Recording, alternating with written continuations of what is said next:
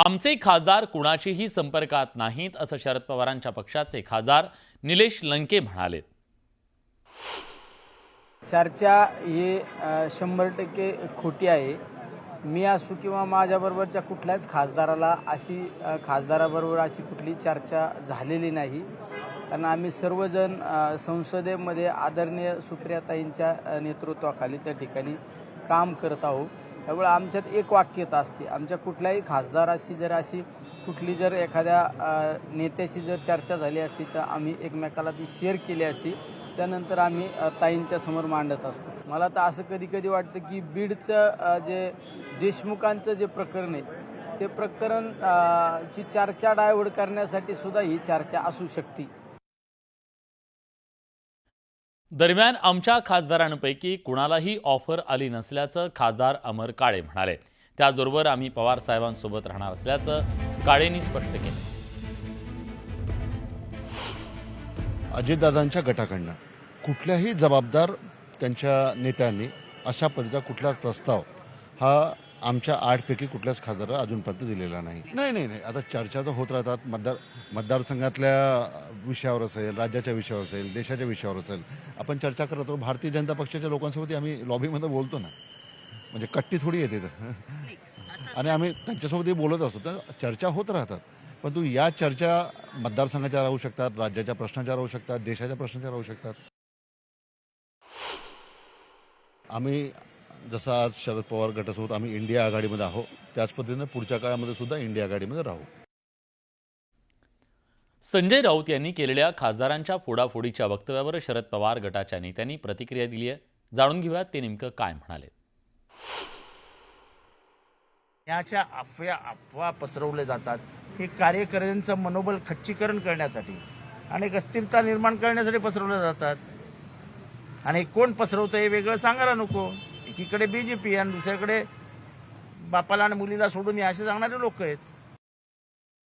असे कोणत्याही पद्धतीनं आमच्या पक्षातील जे खासदार आहेत त्यांना कोणी संपर्क करण्याचा प्रश्न येत नाही। सर्व खासदार माननीय पवार साहेबांच्या पाठीमागे आहेत, एक दिलाने आहेत। अनेकदा आमच्या त्यांच्यावर मिटिंग झाल्यानंतर त्यांनी सुद्धा या गोष्टी सांगितल्या आहेत। ठीक आहे, कोणी भेटत असतील आता लोकसभेमध्ये कोणी भेटतात याचा अर्थ, पण सर्व खासदार जे आहेत आमचे ते पवार साहेबांच्या पाठीमागे सर्व उभे आहेत। तर खासदार फोडाफोडीच्या चर्चा कपोलकल्पित असल्याचं राष्ट्रवादी काँग्रेसचे आमदार अमोल मिटकर यांनी म्हटलंय। काही खासदारांनी तटकरे साहेबांशी संपर्क केला आणि त्यानंतर साहेबांनी तसं वक्तव्य केलं। मला असं वाटते ह्या चर्चा केवळ कपोलकल्पित आहेत, असं कुठं बोललं नसल्याचं त्यांनी स्पष्टीकरण दिलंय। याबाबत मला अद्यापही काही माहिती नाही। थोड्याच वेळात पत्रकार परिषद घेऊन माननीय प्रांताध्यक्ष तटकरे साहेब याबाबत सविस्तर खुलासा करणार आहेत। छत्रपती संभाजीनगरमध्ये आज संतोष देशमुख आणि सोमनाथ सूर्यवंशी यांना भावपूर्ण श्रद्धांजली देण्यात आली। तसंच ओबीसी समाजाच्या वतीनं आंदोलन करण्यात आलं। यावेळी बोलताना ओबीसी आंदोलक लक्ष्मण हाकेनी आमदार सुरेश धस, मनोज जरांगे आणि शरद पवार यांच्यावर हल्लाबोल केला। संतोष देशमुख हत्या प्रकरणाला जातीय रंग दिला जातोय असा आरोप हाकेनी केला। बीडचा बिहार झाला म्हणणाऱ्यांनी पुणे नगरमध्ये काय चाललंय ते बघावं असा टोला हाकेनी लगावला।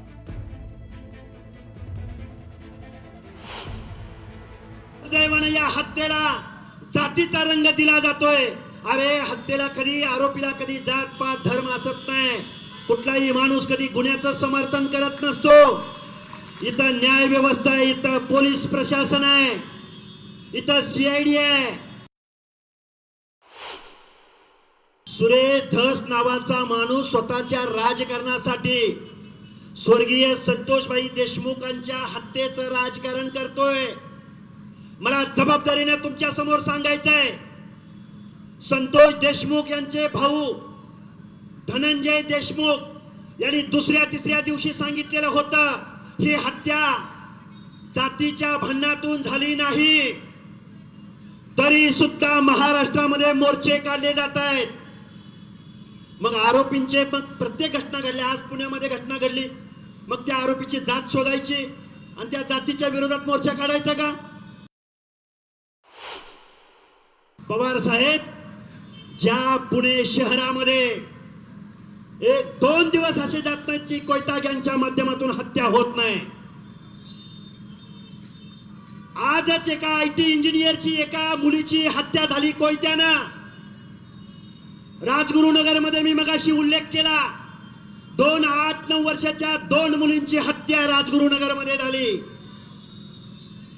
ज्या पुणे जिल्ह्यातल्या गँगवॉरवरती मुळशी पॅटर्न नावाचा चित्रपट येतो, त्या स्वतःच्या जिल्ह्यामध्ये शरदचंद्रजी पवार नावाचा माणूस कधीही त्यांना भेटायला गेला नाही.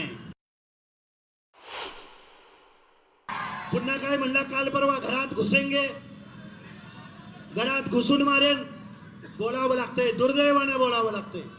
तो काय बोलला, तिकडनं परभणीची लोक येणार, इकडनं धाराशिवची लोक येणार आणि घुसणार. मग काय याच्याकडे पायदळ आहे, घोडदळ आहे, याच्याकडे काय तोप गोळे आहेत? अरे याचं वजन 35 किलो, याचं वजन 35 किलो आणि म्हणतोय घुसून मारीन. बाबा सिद्दीकी यांच्या हत्येमागे बिल्डर लॉबी आहे का, अशी शंका मुलगा झिशान सिद्दीकींनी व्यक्त केली आहे. या प्रकरणात नवा धक्कादायक खुलासा त्यांनी केलाय. लॉरेन्स बिश्नोई हा मास्टर माइंड आहे असा पोलिसांचा दावा आहे. मात्र झिशान यांनी पोलिसांना दिलेल्या जबाबात बिल्डर लॉबी आहे का असा संशय व्यक्त केलाय. बिश्नोई लॉबी संदर्भात पोलीस कोणत्या पुराव्याच्या आधारे दावा करतायत असा सवाल झिशान यांनी केला. या हत्येमध्ये बिल्डर लॉबीचा हात आहे का याचा तपास करा, अशी मागणी झिशाननं पोलिसांकडे केली आहे. हमारे साथ बाबा सिद्दीकी जी के बेटे जिशान सिद्दीकी हैं, उनसे बात करते हैं. जिशान, जो मुंबई पुलिस ने चार्जशीट फाइल की है लगभग 5000 पन्नों की, क्या उस चार्जशीट में जो मोटिव बताए गए हैं, डिटेल्स बताए गए हैं, आप उससे सेटिस्फाई हो? देखिए, चार्जशीट मैंने पढ़ी नहीं है. मुझे लगता है कल परसों ही चार्जशीट फाइल हुई थी. अभी तक मुझे चार्जशीट मिली नहीं है. हमने कोर्ट में भी अप्लाई किया है चार्जशीट के लिए, पर काफ़ी लंबी चार्जशीट है, तकरीबन 4590 पेजेस की. पर जो मुझे समझ में आया मीडिया रिपोर्ट से और जो सिनॉप्सिस जो मुझे समझ में आया आप सबके माध्यम से, उसमें अगर ये लोग कह रहे हैं कि बिल्डर का कोई एंगल नहीं है, सारे का कोई एंगल नहीं है, बिल्डर लॉबी ने कुछ नहीं किया है, तो ये थोड़ा मुझे और मेरी फैमिली को सही नहीं लगा. क्योंकि आप अगर कहते हो कि सारे मुख्य आरोपी है अनमोल बिश्नोई है, शुभम लोनकर, जीशान अख्तर, तो इन तीनों में से आपको 3 महीने में कोई मिला तो है नहीं. आप अनमोल बिश्नोई के बारे में बात करते रहते हो. अनमोल बिश्नोई तो एक बाहर गाँव की जेल में है, आप उसको इधर लाते नहीं हो. इतने सारे ठोस सबूत है इसके पहले भी अनमोल बिश्नोई के विरोध. तो अनमोल बिश्नोई को आप बॉम्बे वापस, मुंबई आप वापस क्यों नहीं ला रहे हो? वो कोई दूसरे देश के, अमेरिका की जेल में है, तो हमारे पास एक्सट्रेडिशन ट्रीटीज है अमेरिका के साथ, तो आपको जल्द से जल्द उनको लाना चाहिए उधर. और अगर आप कह रहे हो कि कोई बिल्डर की इसमें इन्वॉल्वमेंट नहीं है, तो क्या अनमोल बिश्नोई ने आपको ये कहा है? क्या अनमोल बिश्नोई की इंटरोगेशन हुई है? क्या अनमोल बिश्नोई ने फोन पे बात की है? कैसे बात की है पुलिस से कि नहीं भाई, कोई बिल्डर ने नहीं कहा है मुझे बाबा सिद्दीकी जी का मर्डर करने के लिए? तो आप कैसे कंक्लूजन पे आ सकते हो? आपने कौन से बिल्डर्स को इंटरोगेट किया है, उनका स्टेटमेंट लिया है, उनका मोबाइल टावर चेक किया है, उनका देखा है कि उनका कौन सा व्यक्ति कौन से इंसान के साथ टच में था? ये सब हमें चार्जशीट से पता चलेगा कि किसकी इंटरोगेशन हुई है, किसकी जो स्टेटमेंट ली गई है, या कुछ भी नहीं हुआ है. तो ये सब दिखेंगे. और अगर बिल्डर्स की को बुलाया नहीं गया हो तो ये बहुत अलार्मिंग है कि आजकल कुछ भी हो जाएगा, सिर्फ बिश्नोई पे ब्लेम डाल देंगे और मर्डर्स होते रहेंगे. तो लॉ एंड ऑर्डर सिचुएशन तो महाराष्ट्र और मुंबई में it will become a joke. Sir, जिस बोले 3 मोटिव पुलिस ने चार्जशीट में बताया, आप बोले कि बेसलेस है. आपके हिसाब से आपके डैड की हत्या हुई, लॉरेंस बिश्नोई गैंग इन्वॉल्व है, क्या मोटिव हुआ होगा, क्यों टारगेट किया गया? देखिए, मैं ये नकार रहा नहीं हूँ कि बिश्नोई इन्वॉल्व है या नहीं. शायद से सब जो सबूत मिल रहे बिश्नोई होगा, मगर बिश्नोई को मेरे पिताजी से क्या लेना देना?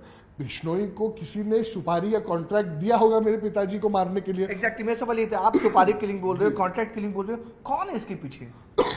देखिए, मैं और मेरे पिताजी हमेशा हमने गरीबों की लड़ाई लड़ी है, उनके घरों की लड़ाई लड़ी है. तो कहीं ना कहीं ये बिल्डर लॉबी ही है जिसने ये किया है. बहुत सारे नाम मैंने भी